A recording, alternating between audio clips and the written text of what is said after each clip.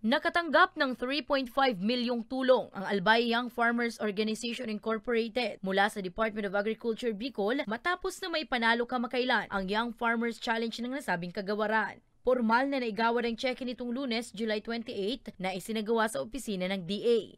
Ayon kay Joshua Carl Barcelon, ang Executive Director ng organisasyon, gagamitin nila ang naturang halaga sa pagpapatayo ng kanilang Young Farmers Hub. Magsisilbi aniya ang gusali bilang training center, food processing, packaging area at product display space para sa mga kabataang negosyante sa agrikultura. So bale, on our end, sobrang saya namin na naipagkaloob to ng Department of Agriculture sa aming youth organization kasi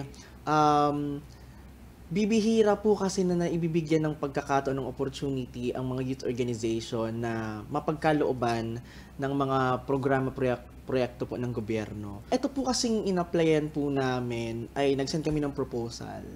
Nagsend kami ng feasibility study at the same time. Kasi ito pong Young Farmers Challenge Business Development Assistance, isa po siyang grant na ibinibigay po sa mga organisasyon na merong mga tinatawag na mga Young Farmers Challenge Awardees. Itong mga Young Farmers Challenge Awardees, ito yung mga awardees, ito yung mga kabataan na merong mga business ventures. Ito yung may mga social enterprises na may mga negosyo ng startup sa kanila. So, nire-require nila natin a minimum of 5 Young Farmers Challenge awardees sa bawat organization. So, sa amin po, meron po kaming more than 5 na mga Young Farmers Challenge awardees. Kabilang na po dito si Wilfredo Bonaobra from Tabaco, Roberto Gesta po from Ginubatan na may-ari po ng Gesta Meliponiculture. So, yun po ang ni-require ng Business Development Assistance as per their guidelines po.